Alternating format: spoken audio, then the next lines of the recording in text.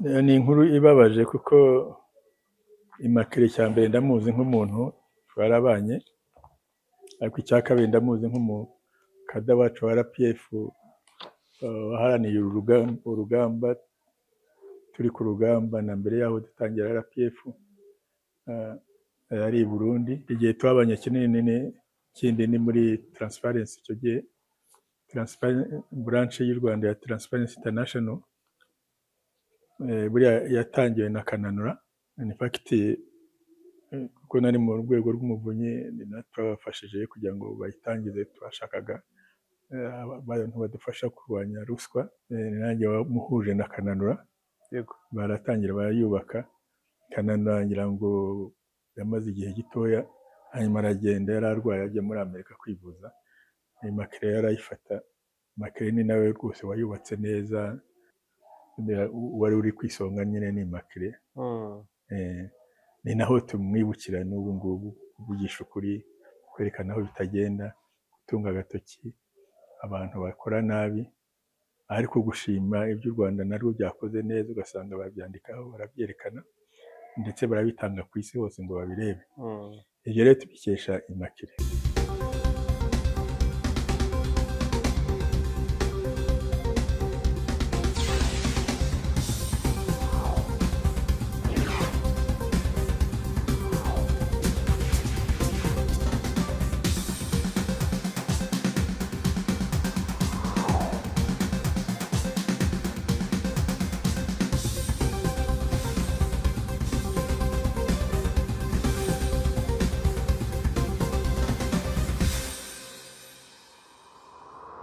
Yego, mwaramukanye. Amahoro y'Imana abakunzi ba One Nation Radio. Iyi ni radiyo ya diaspora y'u Rwanda, ijwi rya diaspora y'u Rwanda.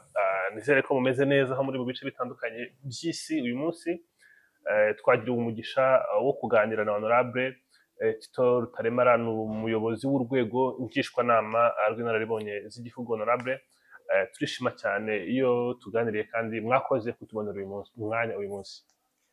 Murakoze namwe.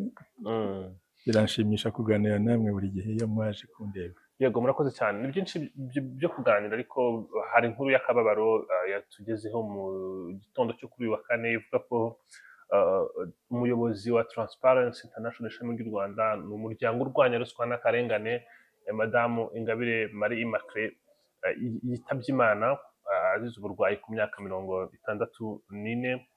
Ni inkuru mwamenye gute? Ni inkuru ibabaje birumvikana, ariko ni inkuru mwakiriye mute? Ni inkuru ibabaje kuko Immaculée cya mbere ndamuzi nk'umuntu twarabanye, ariko icya kabiri ndamuzi nk'umukada wacu wa RPF waharaniye urugamba turi ku rugamba na mbere yaho dutangira RPF, yari i Burundi. Ngira ngo ubu n'ahandi yagiye ajya, hari aho yagiye kwiga, ahandi hose. Nkanamumenya aje, kuko yaje akajya, yarabanje mu itangazamakuru hanyuma ajya no mu nzego z'abari n'abategarugori, aho twagendaga duhura buri gihe. Nyuma rero nkamumenyere igihe twabanye kinini kindi ni muri Transparency, icyo gihe branch y'u Rwanda ya Transparency International, buriya yatangiwe na Kananura. In fact kuko nari mu rwego rw'umuvunyi ni natwabafashije kugira ngo bayitangize. Twashakaga abantu badufasha kurwanya ruswa, tagirwa na Honorable Kananura, ndetse uyu muhungu urimo executive secretary wayo buriya avuye kwiga mu Busuwisi. Ni nanjye wamubwiye, kuko nari nzi ko yari avuye kwiga muri ibyo byo kurwanya ruswa n'ibindi. Ni nanjye wamuhuje na Kananura. Yego. Baratangira barayubaka. Kananura ngira ngo yamaze igihe gitoya, hanyuma aragenda, yari arwaye ajya muri Amerika kwivuza. Immaculée yarayifata. Immaculée ni nawe rwose wayubatse neza, we n'abo bana bahari barayitunganya, irakora, ikora byinshi byo kurwanya ruswa. Ariko cyane cyane tuyitangira nuko mbere buriya Transparency International iyo ashaka kwandika ku Rwanda yabazaga ngo abanyamahanga bayizi ba Regency n'abandi iteka bakavuga ko bakatuvuga nabi. Regency uba mu Bubiligi n'abandi mbese biboneye iteka bakatuvuga nabi. Noneho turagira tuti tuyitangira aha branch yayo ijya ireba ukuri, ariko uretse no kureba ukuri yaraje ifasha izi nzego zirwanya ruswa kurwanya ruswa, kujya kwiga bakareba aho ziri, ndetse branch ya hano muri icyo gihe cya Immaculée na bariya ikora neza, ngira ngo na international iranayemera, ntuza yayo iba mu Budage iranayemera kuko yarebaga za etude ikora zose zifite akamaro, kandi ibyandika ku Rwanda iyo bazaga kureba basangaga ari byo. Ni abantu reba barwanyije ruswa muri iki gihugu, wari uri ku isonga nyine ni Immaculée. Ni naho tumwibukira n'ubu ngubu, kuvugisha ukuri, kwerekana aho bitagenda, gutunga agatoki abantu bakora nabi, ariko gushima ibyo u Rwanda narwo byakoze neza ugasanga babyandikaho barabyerekana ndetse barabitanga ku isi hose ngo babirebe. Ibyo rero tubikesha Immaculée. Immaculée ni umuntu wari ijwi ry'abantu benshi, akavuga akarengane akabona akamagana, no mu buzima bwe ubona ko yakuze yanga ibintu by'akarengane rwose, kandi ntagire uwo atinya, akamubwira ati wowe ntibigenda, wowe minisitiri ntibigenda, reba aba ngaba bari ibi n'ibi n'ibi, ntawe yatinyaga, ariko nawe ntawe yabeshyaga. Batanga iteka, ikintu yarushaga abandi ni uko yavugaga ibyo yabanje kwiga kandi akavugisha ukuri, ariko ntagire uwo atinya akabimubwira. Tubuze rero umuntu warushoboye. Tubuze umuntu warushoboye, Imana imwakire. Mwari mufite muri gahunda ya FPR Inkotanyi mu bikorwa byinshi mwagombaga gukora kurwanya ruswa n'akarengane, cyane cyane akarengane ko mwarakangaga cyane, n'ubundi mwari musanzwe mufite umurongo wo kugenderaho, ariko kuva Immaculée aje byaboroheye bite mu gukomeza kugera ku ntego mwari mufite? Urumva hariho kubirwanya, leta ibirwanya ibyabo mu nzego zayo, ariko hakabaho umuntu uri hirya ubireba utari muri leta, ijisho rindi ribireba utari muri leta. Noneho iryo jisho ryo rikamenya gucukumbura, kandi ibyo gibonye ikamenya kubivuga, kandi bakamenya kubivuga bubaka, ntabwo bavugaga basenya, bubaka berekana aho bitagenda. Ibyo nibyo cyane cyane twamwungukiyeho, ni iriya branch yabo, ari we uyiyoboye nyine ku ntuzi, nubwo yatangiye mbere ariko cyane cyane yakomeye igihe cya Immaculée. Nubwo yarwanyije ruswa n'akarengane cyane, ariko turavuga tuti ruswa n'akarengane hari aho bigiye, hari aho tukibona ko n'ubu ngubu hari ibyo yarakivuga. Uvuga iki ku bantu barenga ubunyarwanda bitewe n'umurongo uhari ndetse n'ibyiza abanyarwanda bakwiye, bagakomeza kujya muri ruswa, bari mu nzego z'ubuyobozi bagakomeza kurenganya abantu, kandi mu bintu bya mbere mutashakaga ari akarengane ndetse na ruswa? Buriya abantu bagira kwikunda gukabije. Buriya rero nabwo nubwo ushyiraho abantu ugakoresha abantu, ntihaburamo abakora nabi nk'abo. Ngira ngo abakirisitu barabizi, na Yezu yashatse intumwa 12, imwe iramugurisha Yuda, indi kandi ariyo yari bushyireho kugira ngo aze ari izayobora kiliziya, iramwihakana. Indi Thomas igihe yavugaga ati ibyo ngibyo muvuga ngo mwamubonye, ati keretse jye mwikoreyeho, urumva nawe ntiyemeraga. Intumwa 12 batatu bagira kandi ari Imana yashakaga, atekereza nkatwe no gushaka abantu be ntabwo bareba imbere. Hari uza rwose ukabyaho ko akora neza, ejo nyine akakwihakana cyangwa akakucaho inyuma, kuko mbese ubundi biba bishaka nyine ni intambara ihoraho.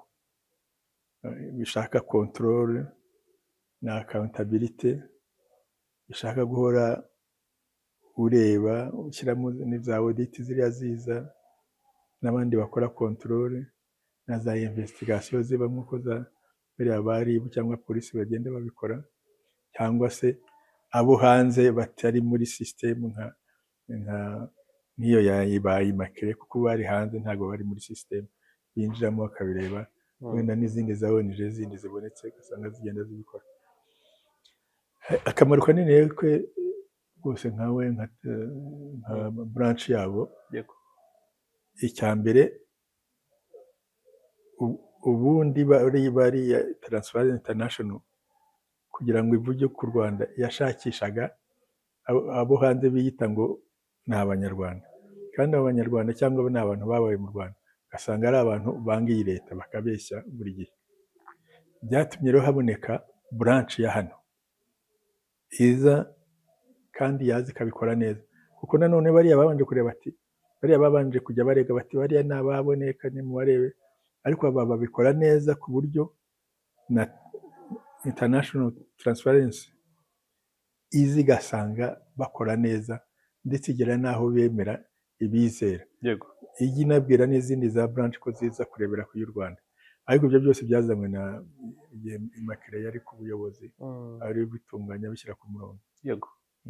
Hari urebye n'amahanga agenzura u Rwanda na Transparency gikora amaraporo atandukanye yerekana ko mu Rwanda ugereranyije n'ibihugu dutuyemo, u Rwanda rufite ruswa iri hasi cyane mu karere, ugereranyije muri Afurika mu bihugu 5 bya mbere ku isi rwaragabanutse rwegejwe ruza mu bihugu bya mbere biri imbere 50 bya mbere.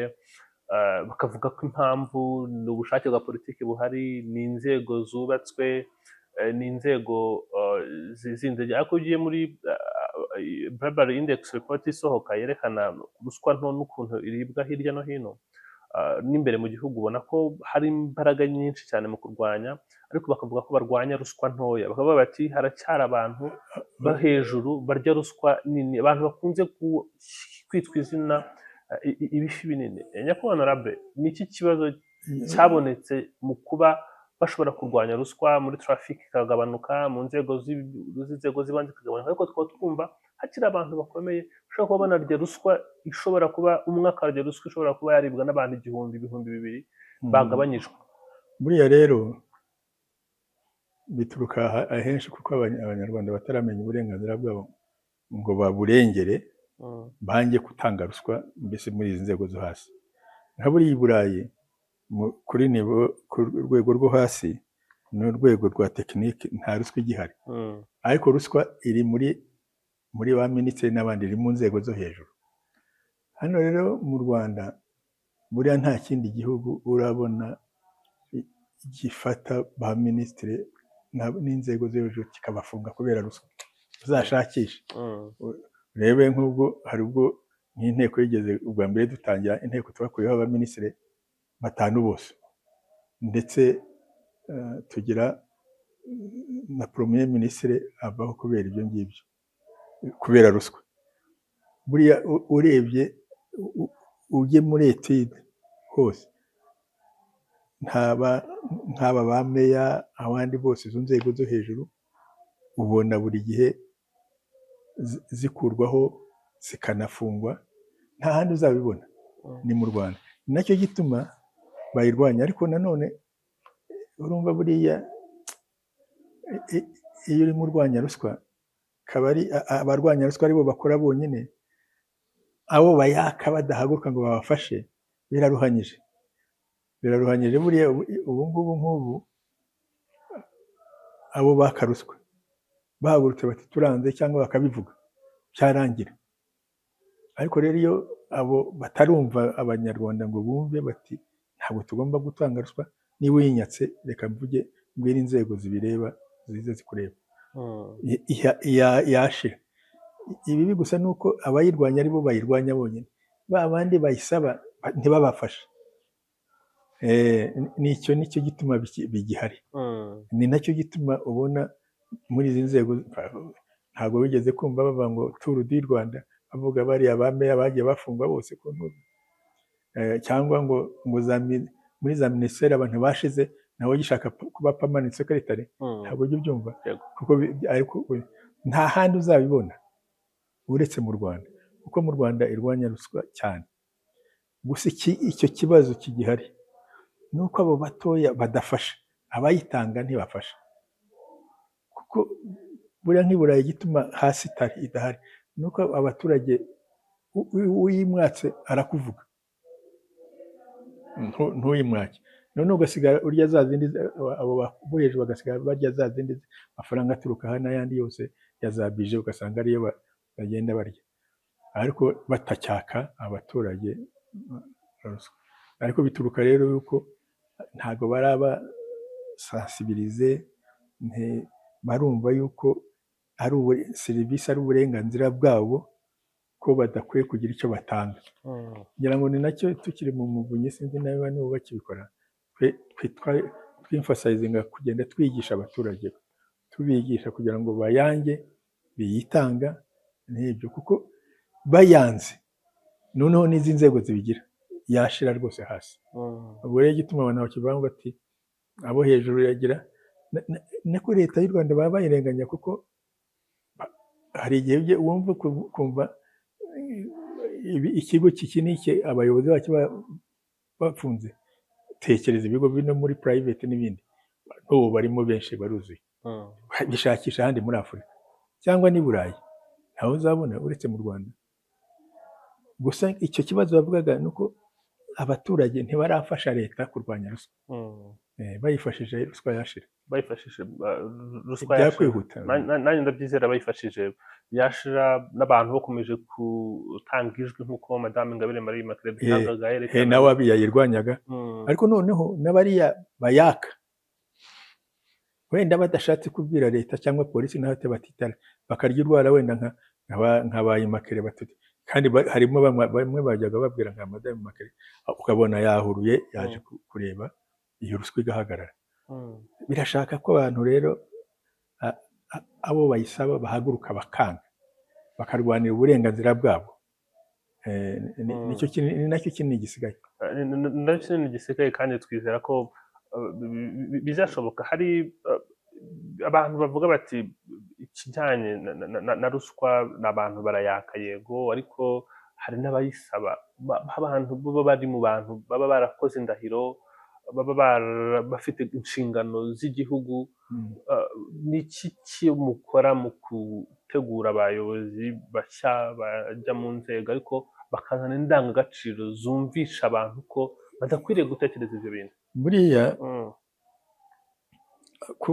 hari ibya dutanga mu ngando n'ahandi no kwigisha abantu iyo batangiye imirimo yabo ariko burya ntibihaza. Burya ubundi biba bikwiye gutangira umwana ari muto, umwana akiga kudahemuka, kudashaka gufata utw'abandi, akabona ababyeyi n'abandi bamuha urwo rugero rwiza, abarimu bakabimwigisha buri gihe agakora abizi. Noneho yajya no kwiga mu ngando akaba yiga icyo yari asanzwe yiga azi. Noneho ahageze yaba ari mu bandi akora akabona urugero rw'abamuyobora hariya kuko iyo yaje agasanga barimo biba yatangira gukora neza we ntabwo bizi genza make burya baba bamwishe kuko aje agasanga wenda ari abatanga amasoko yatangira kuvuga ati ariko iri soko ritanzwe na bati we byihorere yewe ntabwo bizi. Burya baba bamwishe ejo nawe agira atya bati ariko we wabaye wakwinjiye mu bandi nawe akinjira mu bandi. Ni nk'ibyo rero buriya kurwanya ruswa ni intambara nini kandi ifata igihe kirekire cyane, ihera ku buzima bw'umuntu atangira ikagera asaza. Ntabwo ari intambara ugomba gukora uti noneho ubu nayirangije. Ni intambara ugomba gukora buri gihe rwose irarwanywa. N'ikibikwereka jya muri gereza rero cyangwa urebe mu Rwanda urebe abayobozi barimo ahantu uzababona. Hari aho wari wabona abaminisitiri 2-3 barimo.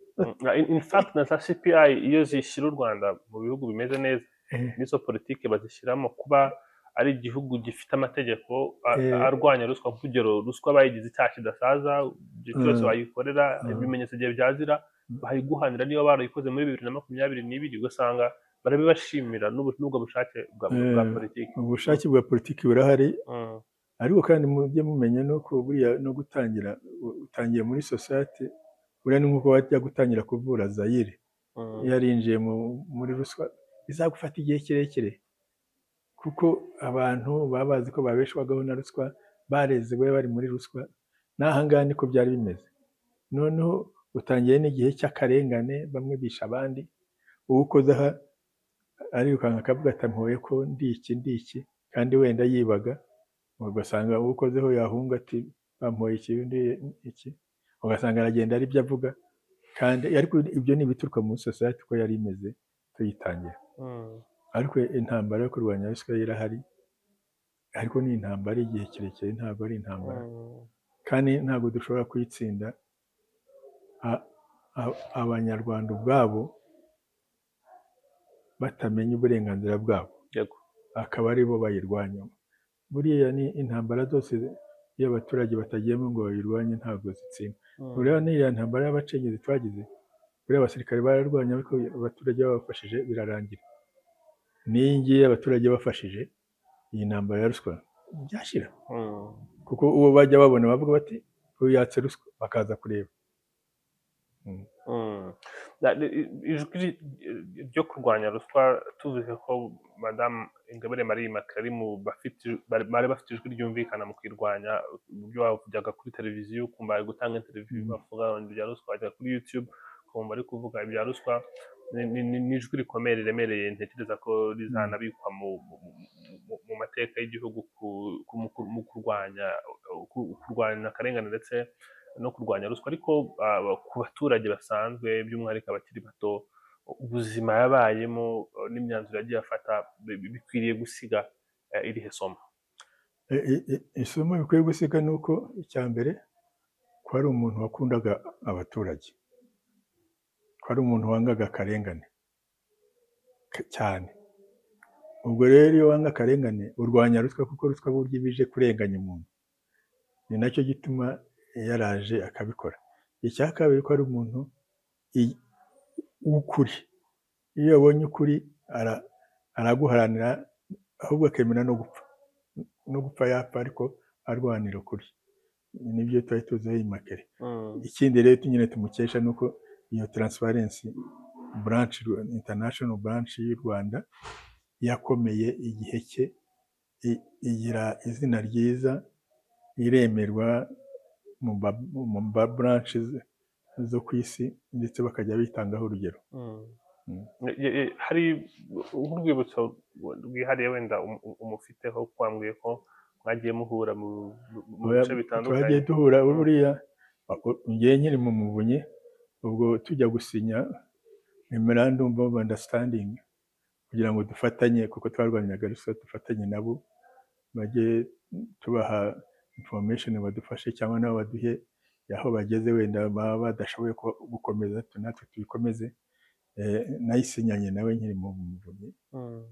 Ahandi rero nuko twajyaga duhura aho duhuriye nanjye, kuko nubwo navuye aho ngaho, ariko ibintu byose bya ruswa n'akarengane yabonaga wenda hari icyo nshobora kumufashamo, yambwiraga tukabiganiraho.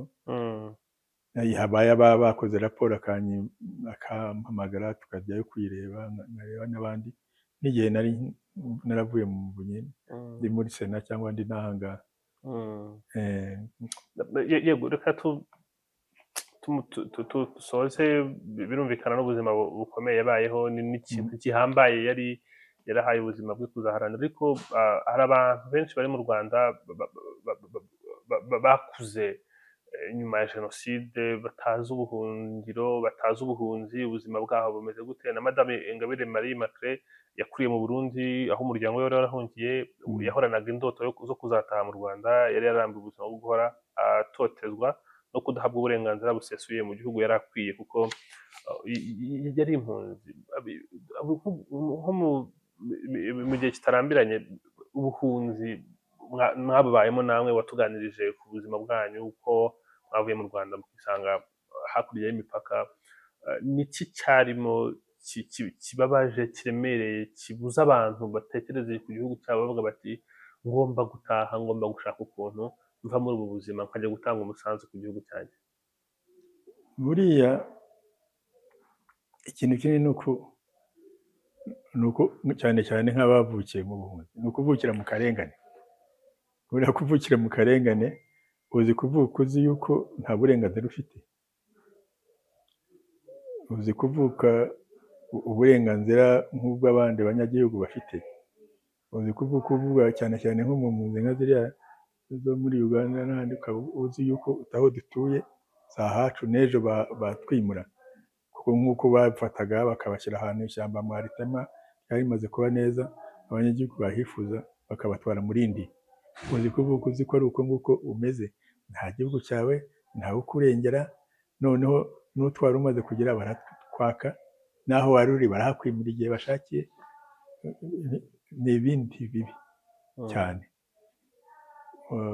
Urumva waba wifitiye akantu, uzi kubaho uvuga uti aha hantu ndi nubwo nubatse inzu ariko si iyanjye, nk'uko nyine bagaza babwiraga abarundi bamubwira bati ko abanyarwanda bubaka amazu menshi, akababwira ati se bazayashyiraho barayubakaho amapine ko bazava hariya bakagenda. Urumva nuko burya ibyo biraturaduza uko twari tumeze. Uretse no kuvuga ngo ntibayubakaho amapine ngo ntibazayatwara iwabo, ntuyubakaho ngo nibakwirukana aho ngaho ujya ahandi ngo inzu uyitware. Kandi iyo babirukanye nk'uko, bene igihugu baba bazi ko haraza ati ndaguha amafaranga 1000, wenda byari 200,000, ati niwaba wanze kuyigisiga ugapfa kucyakira, uti reka urankuremo iki ngiki n'iki. Buriya nta kintu kiri nko kubona uri mu karengane kandi utazi igihe kazarangirira. Noneho nk'igihe cy'impunzi zacu zo ari na Loni yari yarabibagiwe batakivugwa, ari nka OUA ya Afurika yari yarabibagiye batabavuga, yewe na byo mu East Africa biriya, kandi nyine Tanzania yabaga ifite impunzi, Uganda ifite impunzi, Kenya ifite impunzi, ariko impunzi z'abanyarwanda ntibirirwa bazivuga, usanga bavuga iz'Abasudani, bavuga iz'Abasomaliya, ariko iz'abanyarwanda zari zaribagiranye. Yego. Ni ikibazo kinini. Byari bitandukaniye gute mu myumvire ku bantu bari barambiwe n'ubwo buzima bw'ubuhunzi n'abandi bavuze bati twabonye ahubwo ubundi buzima, bagatuza bagatimaza, kuko abantu bose ntabwo ubuzima bw'ubuhunzi babushatse kubuvamo ngo batahe? Buriya n'ubundi buriya abantu kugira ngo bavuge bati reka duhagurukire ibi ngibi, kugira ngo n'abantu biyoruganize ku kintu kimwe, ntabwo abantu babitekereza rimwe bose. Hari ababitekereza bagashaka n'inzira none bakagenda bamubwiriza abandi. Ubundi nyine muri icyo gihe abanyarwanda bari barashigiye muri twashuguri bagenda bishakira utwo babona, ushaka uturimo, ushaka iki, ushaka ko yishaka kugira ngo agahindura izina kugira ngo ataba atwite umunyarwanda, ejo bakamukuraho bakamenya ibi n'ibi. Niko byari bimeze. Ariko waratahaga wagera ku babyeyi, umubyeyi ukumva arakubwira ati kabe ni ukuba mu mahanga, cyane cyane nk'abatari bazi u Rwanda, bakavuga ati twari dufite igihugu cy'amata n'ubuki, ubu tumeze nabi, ariko iwacu tutashye twamera neza. Ku mubyeyi arakubwira ati yaba nibura mpfuye bakampamba mu Rwanda, ukumva nk'ibyo. Ibyo rero byakomezaga kugira gukeka n'akarengane mufite, n'ababyeyi bafite resilience yo kumva ko ubudahangarwa, kumva ko batemera ibyabayeho, bashaka ko byashira bakaba bagaruka iwabo. Ibyo nibyo byatumye n'abantu batekereza kongera gutaha. Reka umubyeyi tumwifurize uruhuko rudashira. Urupfu abantu ntibarumenyera, ariko urupfu umunota ugeze ruraza. Dukomeze umuryango we. Rwose n'intuza ni gusabira umuryango gukomeza ngo ukomere. Umuryango wose.